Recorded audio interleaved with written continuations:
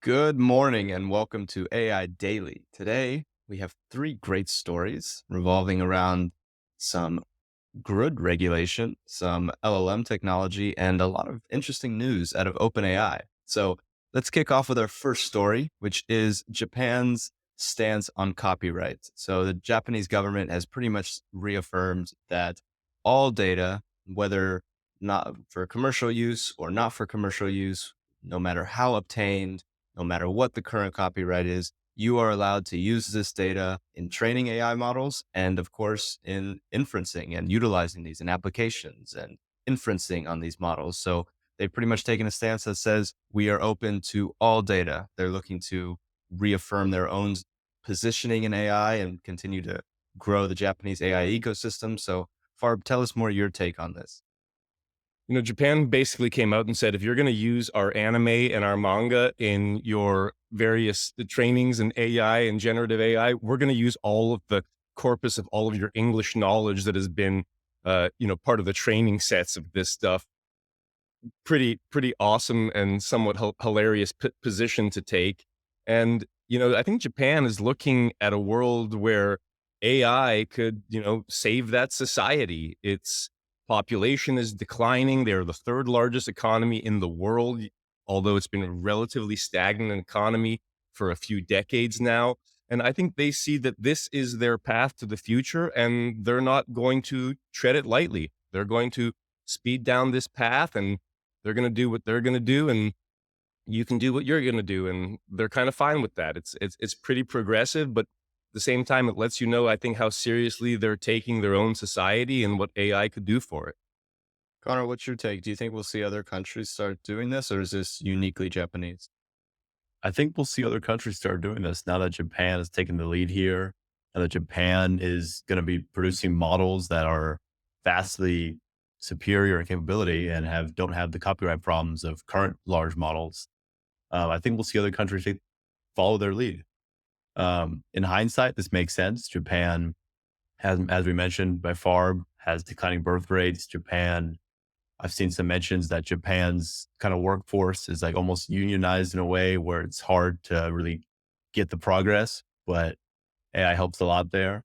But even though in hindsight this makes sense, no one really saw this coming in a lot of ways because the discussion before was, oh, what if a rogue country, oh, what if a rogue third world country puts out a law like this? But now that Japan, a member of the G7, does this, it's surprising in a lot of ways, but in hindsight, it does make sense. So Yeah, I wonder how this works out day to day. I don't know if either of y'all know about this, but in terms of, I mean, let's say you're a Japanese citizen, you want to train a new AI model on Disney. Are these tentacles of the U.S. going to reach over there? How I does believe it's work? only content produced in Japan is how the copyright law works. So copyright by another country, Japan does not include that because they I don't own see. that. So No, just no self-respecting rogue first world country is going to let a rogue third world country do something that they could have otherwise done. yeah, interesting. Well, Godspeed to Japan. Our second news today is DIDACT. So this is the first code LLM that's actually trained on pretty much a reasoning of thought. So it's modeled on the way a real software developer codes. So if you think of, GPT-4 or some of these other coding models like Codex, you're putting in an input and it's going to output all the code you need.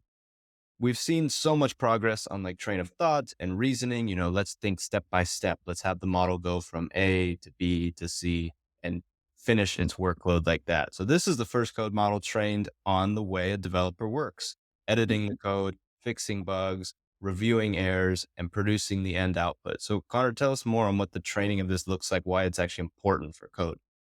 Yeah, a model like this was really only possible by Google because Google has a decades old monorepo that has the exact changes and the exact steps a developer goes through to update a repo, to update a code base.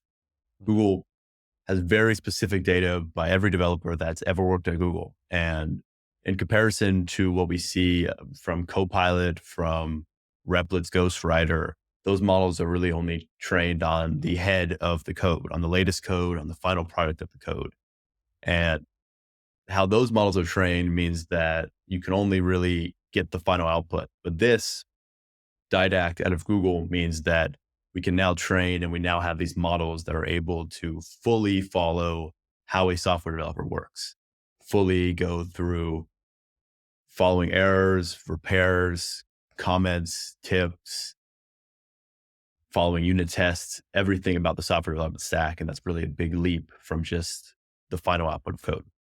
Yeah, and we're about to touch on this in the next story too, the importance of doing this kind of step-by-step reasoning and understanding the entire process that gets you to an output.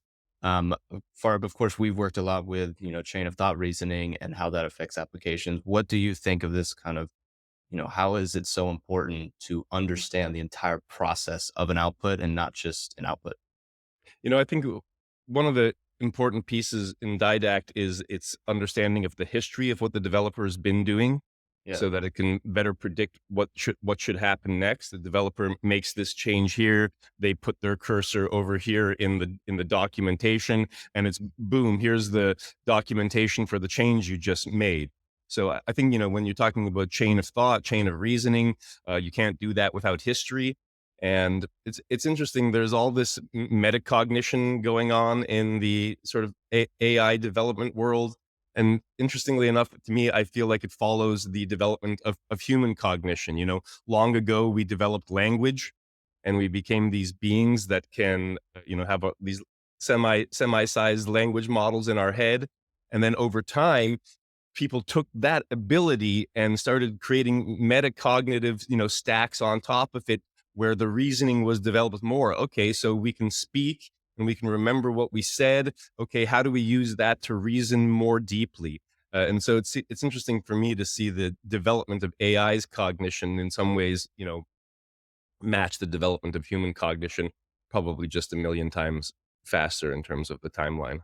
No, yeah, I like how you pointed that out, and I think we're going to see more models like this affecting things like medical and law too. So not just getting the outputs of a medical opinion, but actually going step by step. Hey, let's integrate the clinical research searches. Let's integrate this, and understanding the process, like you said, that metacognition to get to the output.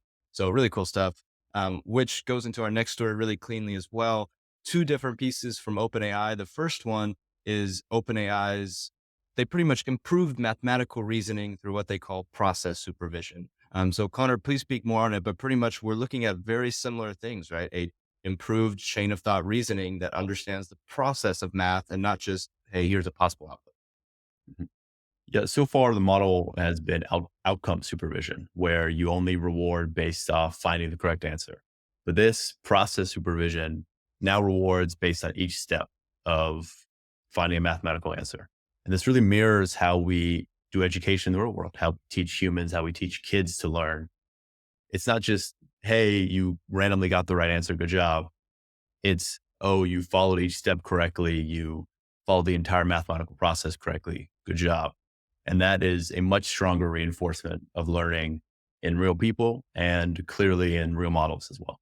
So, Farb, I think you covered it up well in the last segment, but anything you want to touch on with this kind of process supervision even more? Yeah, I mean, I think you're exactly right. There's this human mapping to how humans work, giving people feedback at every step of a process instead of just at the end of the process. Not surprisingly, it performs better when you're giving feedback along the way. A lot of these things are a combination of eventually getting to the point where there's some developers that can start working on this part of it because they worked on the previous part. Now they can move on to this part and make this better. Processors get better. You get more GPUs in your farm. You can do more things with it. Uh, this is, like we've said, just the beginning of all this stuff. And you're right. It's very closely related to what's happening at DIDACT. And what's awesome to me is that we're continuing to see this rapid proliferation of the application layer of AI, what you can do with it. And we're just as equally seeing the rapid proliferation of the basic research and fundamental infrastructure that AI is building on. So, I don't think we've ever seen a world where the leader at something seems to be switching on an almost daily basis. A couple of people on Twitter have been complaining that they feel like GPT-4 has lost some of its mojo, especially with regards to writing code.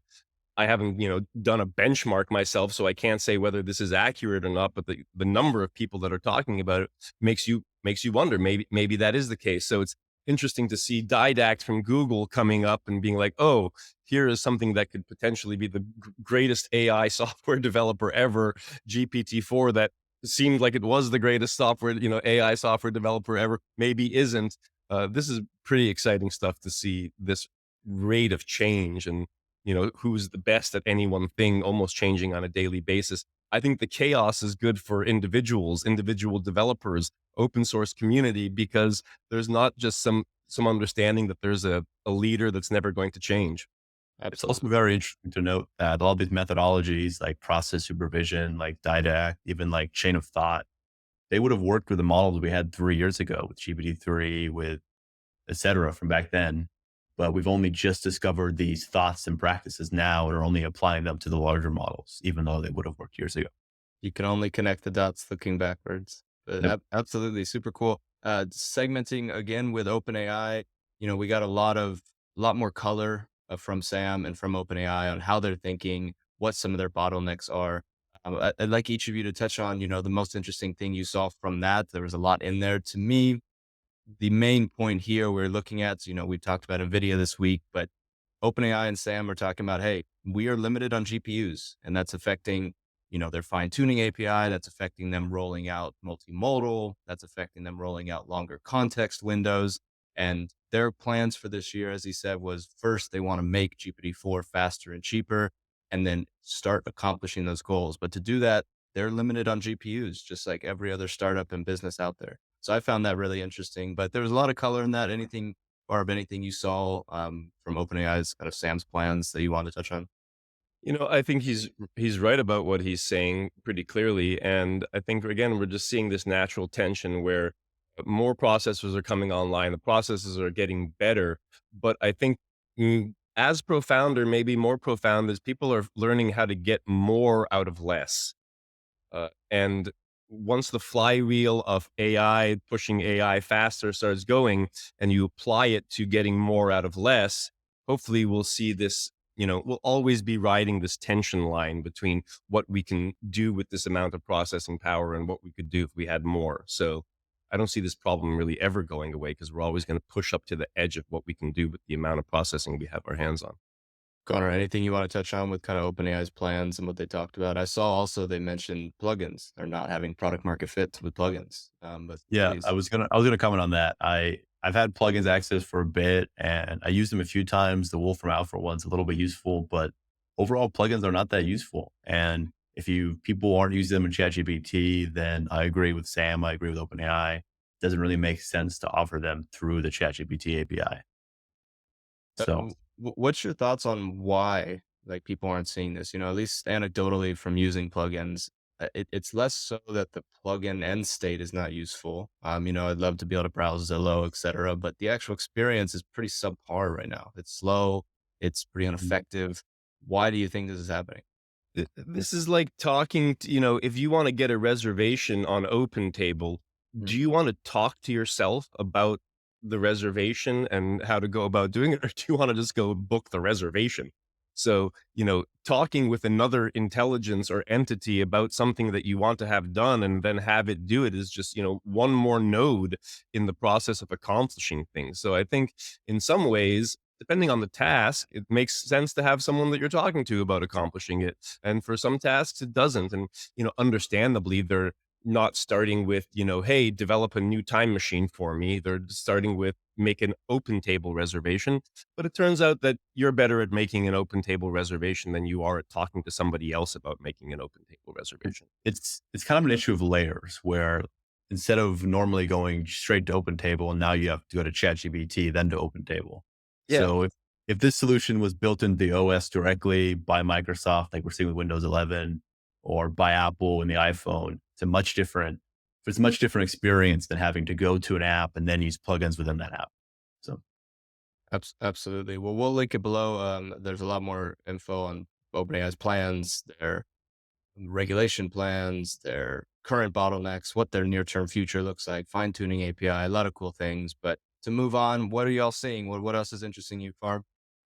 You know, it's really cool. Earlier, we talked about Japan and their not caring about copyrights with regards to AI training sets. We have the UAE coming out and releasing Falcon, this massive, my understanding is the best performing open source model that's currently out there. They've removed any restrictions that you don't have to pay for it. It used to be that you could use it, I think, commercially, but after a certain sort of revenue run rate, you'd have to start paying for it. They've removed that. It is not uncensored. It's still a censored model, but it is free and available for people to use. And I don't think anybody had UAE coming out and leapfrogging everybody else in the open source AI world on their bingo card. Good for them. Yeah. Absolutely. Connor? Yeah, I saw Supabase is now really pushing their Supabase vector. PG vector has been out for a little bit, and a lot of people, including myself, has been starting to use PG vector inside Supabase. It works very well. And I think Supabase saw that and saw that level of adoption. And now they're pushing Supabase vector as a pretty big thing. They've written some libraries around it, and this really is a much better way to use a vector database, in my opinion, than something like a Weaviate, something like a Pinecone, or even something like Chroma, because this integrates directly in your database and the metadata lines up in the columns along with your vectors. And it's way more straightforward to use as a developer than these third-party databases. So you see the SQL databases and actual providers supporting these features. You don't have to go set up Weaviate to manage the linking the metadata and all that annoying stuff. So super cool. I saw that Google is investing in Runway. Runway has been a favorite tool of mine for, years now. Watched them since the very beginning when they first released their kind of demo as a Mac app. So really excited for them. I think they raised almost 100 million from Google. It's also I think it's important. We're seeing Google, just like AWS and some of the other big cloud players, of course, Microsoft Azure, trying to embed themselves with some of these startups that really have a lead and making sure that, hey, they're getting that GPU dollars. So when Google's investing in Runway, I think we'll be seeing Runway deploy some workloads on Google Cloud. So cool to see overall. Excited for the Runway team. But outside of that, thank you all for listening to AI Daily, and we will see you again tomorrow. Peace, guys.